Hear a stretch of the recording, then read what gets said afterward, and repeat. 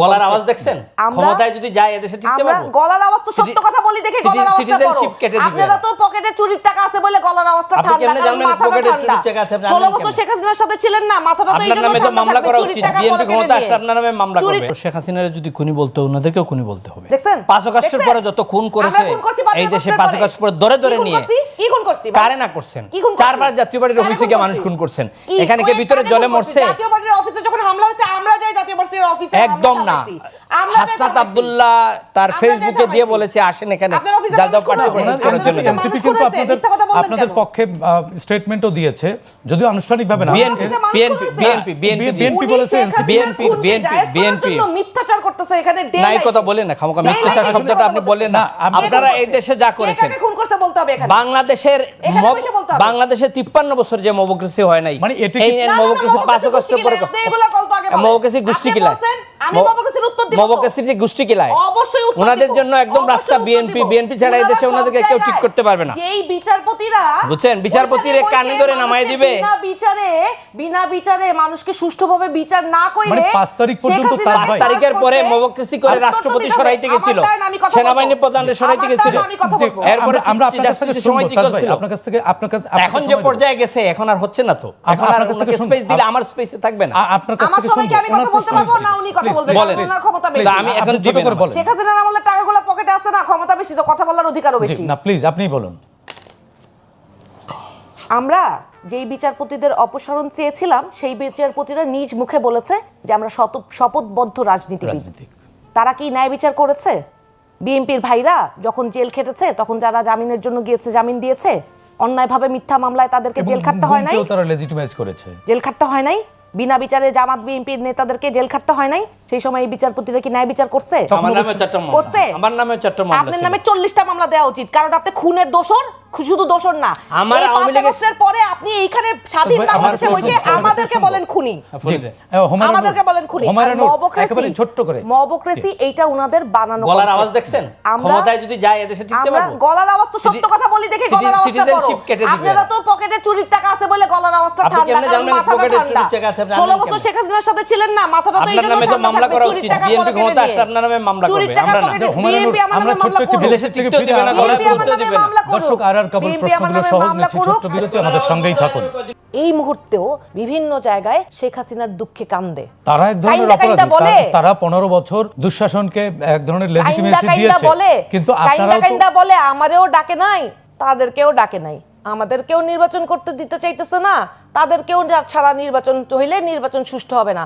তারা যখন অন্যদেরকে ছাড়া নির্বাচনের এই আমিদামি নির্বাচন করছিল তখন কি তারা জনগণের সামনে এসে বলছিল যে আওয়ামী লীগের এই কাজ আমরা সমর্থন করি না? তারা তো সুযোগ সুবিধা ভোগ করছিল, তারা সুযোগ সুবিধা ভোগ করে নিজেরা আরামে আয়েসে দিন কাটাইছে। আর যতগুলো টাকা বাংলাদেশ থেকে লুট হয়েছে সেই টাকার খোঁজ নিলে তাদের পকেটেও বাইর হবে না। ওনারাও তো আবার অভিযোগ করছে যে ওনাদেরকে বাইরে রেখে আপনারাও একটা আমিদামি নির্বাচন করতে চাচ্ছেন এই নির্বাচনকে। শুনেন, এই বাংলাদেশে এই এত বছর পরে এই প্রথম সমস্ত রাজনৈতিক দল নির্বাচনে অংশগ্রহণ করছে, কেউ কারো পেটে ঢুকে যাচ্ছে না। হ্যাঁ, কোন কোন দল আপনারা তো ঢুকে গেছেন, আপনার এনসিপি তো আরেকটি দলের পেটের মধ্যে ঢুকে গেছেন, সেই অভিযোগও আছে। এখন বললে আরো অনেককে অ্যাটাক করতে হবে, অ্যাটাক করতে চাই না কিন্তু বলতে হবে। না, আমরা কাউকে অ্যাটাক করব না, কিন্তু ফ্যাক্ট তো ফাইন্ড করতে হবে। এই প্রথম বাংলাদেশে সমস্ত রাজনৈতিক দলের অংশগ্রহণে নির্বাচন হচ্ছে এবং যে যার প্রতীকে নির্বাচন করছে। কোন কোন রাজনৈতিক দল ছোট, তারা যখন জোট করেছে নির্বাচনী জোট, তখন যেহেতু তাদের প্রতীক এবং তাদের রাজনৈতিক অবস্থান নিয়ে তারা স্ট্রং বিলিভ হয়তো করতে পারে নাই বলে তারা একটা বড় রাজনৈতিক দলের প্রতীকে নির্বাচন করার জন্য তারা মার্জ হয়েছে। এইটাকে আমি ক্রিটিক্যালিও দেখতে পারি, আবার তাদের জন্য ভালো হয়েছে বলে খুশিও হতে পারি। রাজনীতির জন্য ভালো কিছু দেখেন, কিন্তু দল বিলুপ্ত করে এটা আমি তো বললাম তো, আমি তো গুড সাইন মনে করেন আপনি? না, আমি তাহলে রাজনীতি কই থাকলো? অবশ্যই আমি এইটাকে গুড সাইন মনে করি না যে একটা রাজনৈতিক দল তাদের নিজস্ব স্বকীয়তা, নিজস্ব রাজনীতি বাদ দিয়ে নিজের রাজনৈতিক ব্যানার গুটিয়ে পরিচয় গোপন করে। আমি এখন এখানে একজনের নাম স্পেসিফিক্যালি বলবো। হ্যাঁ, সবার জন্য আমার এত দুঃখ লাগে না। আমার ববি হাজ্জাজ ভাইয়ের জন্য আমার লিটারালি আমার ভীষণ ভীষণ দুঃখ লাগছে। ওনারও তো আপনাদের জন্য দুঃখ লাগে। হ্যাঁ, না না, আমাদের জন্য অনেকের দুঃখ লাগা উচিত, কারণ আমরা তো অভ্যুত্থানের অংশগ্রহণ করেছিলাম, নেতৃত্ব দিয়েছিলাম, আমাদের জন্য অনেক দুঃখ লাগা উচিত সবার। নাসিরউদ্দিন পাটোয়ারি বলেছেন মুনাফিকের দল জামাত, ইট ইজ অন রেকর্ড, বলেছেন জামাত এবং বিএনপি একটা লাউ আর একটা কদু, সেই জামাতের সাথে এখন অ্যালায়েন্স করে নির্বাচন করছেন। খারাপের ভালো চুজ করছি না, করতে পারেন, এটা আপনাদের অধিকার, করেছেন যে দেশের মানুষ সিদ্ধান্ত নিবে, দেখবে এটা কোনটা করেছেন। মবক্রেসি যদি বাংলাদেশে পড়েন, জোর করে কোনো বিচারপতিকে তার স্থান থেকে অপসারণ করা কিন্তু 5 আগস্টের পরে এনসিপি করেছে। শপথবদ্ধ রাজনীতিবিদদের তাদের শপথের থেকে নামাই আপনার সময় কিন্তু আমি কথা বলি নাই। না না, অসুবিধা নেই, আপনাকে ভালো হয় আপনি আমার সময় কথা না বললে, আপনি নোট রাখেন। আপনি বাংলাদেশের রাজনীতিতে এই যে কালচার শুরু করে গিয়েছেন মবক্রেসির, এটার জন্য কিন্তু এনসিপিকে একদিন প্রাইস পে করতে হবে এবং এদের নামের সাথে আপনার মানুষ জড়িয়ে দিবে যে মবক্রেসি পার্টি। আপনি মবক্রেসি করে আপনি ভালো করলেন না, আপনাকে আইন আছেন, আইনের কাছে চলে দিতে হবে না, আপনার গলায় জুতা পরাই দিয়ে আমরা পিটাইয়ে পুলিশের কাছে দিব। রাষ্ট্র যখন ব্যর্থ হয় ডেমোক্রেসি রক্ষা করতে, তাইলে আপনি মেনে নিলেন, তাহলে আপনি মেনে নিলেন এই রাষ্ট্র ব্যর্থ সরকার এবং বিগত রিজিমে তো ব্যর্থ হয়েছে রাষ্ট্র। তাইলে আপনি সরকার 8 তারিখের পরে আপনি সরকার তো বসেই দিয়েছেন। মানে 8 তারিখের পরের কথা, 8 তারিখের পরে তো আপনি সরকার আপনারাই বসিয়ে দিয়েছেন। তার মানে 8 তারিখ পর্যন্ত যা হয়েছে সব সঠিক। তাহলে অভ্যুত্থান সরকার করে ফেলতেন। ওকে, আপনি সংবিধান বাদ দিয়ে একটা নতুন অভ্যুত্থানের সরকার করে ফেলতেন, তখন আপনাদের লেজিটিমেসি সব কিছু হয়ে যেত। আপনারা এই সংবিধানে রেখে ইউনূস সাহেব শপথ নিয়েছেন, উপদেষ্টারা শপথ নিয়েছেন, তারপরে আবার অর্ধেক আপনার হাইব্রিড অর্ধেক সংবিধান করে আপনারা মবক্রেসি করবেন, করে জোর করে নামাবেন, বিসির কানে ধরে উঠা বসা করাবেন।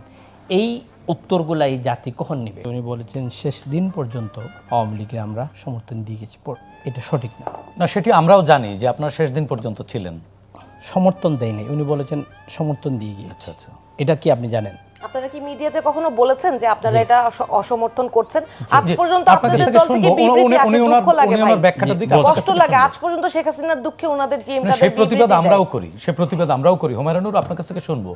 14 জুলাই যখন জামাতকে নিষিদ্ধ করা হলো রাজনৈতিক নির্দেশনায়, প্রজ্ঞাপন দিয়ে, ওইখানে কিন্তু 14 দল ছিল, আর আওয়ামী লীগ ছিল, জাতীয় পার্টি ওখানে ছিল না। জাতীয় পার্টির চেয়ারম্যান জিএম কাদের বলেছেন, আমরা কোনো রাজনৈতিক দলকে এক্সিকিউটিভ অর্ডারে নির্দেশনা দিয়ে বন্ধ করার পক্ষে নয়। বক্তব্য দিয়ে সৈয়দপুরে এয়ারপোর্টে নেমেও এই বক্তব্যটা দিয়েছেন। এই আন্দোলনের পক্ষে জিএম কাদের বক্তব্য অজস্র আছে, যে উনি বলেছেন না, ছাত্রদের ন্যায্য আন্দোলন সুন্দর করে বসে কথা বলে এটা সমাধান করার প্রয়োজন।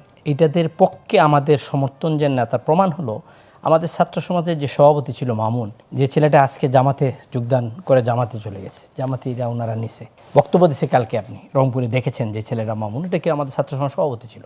এই আন্দোলনে শরিক হয়ে পানি পর্যন্ত দিয়েছে, নিজস্ব দল নিয়ে আপনার আন্দোলন করেছে। আরিফ নামে আমাদের একটি ছেলে 14 দিন জেল কেটেছে আপনাদের রংপুরে, আমাদের এই আন্দোলনের পক্ষে ছাত্রদের জন্য। আমরা শেষ দিন পর্যন্ত কখনো সরকারের পক্ষে ছিলাম না, এই কথাটা ঠিক না। আমরা এই সরকারের সাথে ইলেকশন করেছি, যেটা আপনার 14তে আপনি ধরতে পারবেন, 24টা ধরতে পারবেন, 18টা ধরতে পারবেন না, কারণ 18তে বিএনপি ডক্টর কামালের জামাতে ছিল, ডক্টর কামালের নেতৃত্বে বিএনপিও ছিল, সবাই অংশগ্রহণ করেছেন। আমাদের এই 14র জন্য আপনি প্রশ্ন করতে পারেন, নিশ্চয়ই এটা প্রশ্ন করার প্রয়োজন, এবং আমি মনে করি ছোট করে বলতে হবে। আমার আরো একটু প্রশ্ন আছে আপনাদের দুজনের কাছে। দ্বিতীয় হলো, আমার এই যে হুমায়রা বলছেন যে এই দলটাদের নিয়ে এই দলটা কী ধরনের ফেসিবাদকে সহযোগিতা করেছে। আমি যদি নির্বাচন করে এই সরকারের সাথে থাকি, বর্তমান নির্বাচন কমিশন এবং সরকার নিয়েই তো আগামী দিনে আর একটা প্রশ্ন তৈরি হচ্ছে। বর্তমান নির্বাচন যে সরকার বসেছে, বলেছে যে আমরা নিয়োগ করতে ছাত্রদের, সেই ছাত্ররা গিয়ে কিন্তু জাতীয় পার্টির অফিস 4 বার পুড়তে চেষ্টা করেছে। সেই ছাত্ররা এখনও চেষ্টা করছে জাতীয় পার্টির মিছিলে, নির্বাচনী মিছিলগুলো বন্ধ করার জন্য, নির্বাচন থেকে এখনও সরানোর জন্য গিয়ে আপনার নির্বাচন কমিশনের করছে, চিঠি দিচ্ছে যে জাতীয় পার্টিকে বাদ দিতে হবে নির্বাচন থেকে।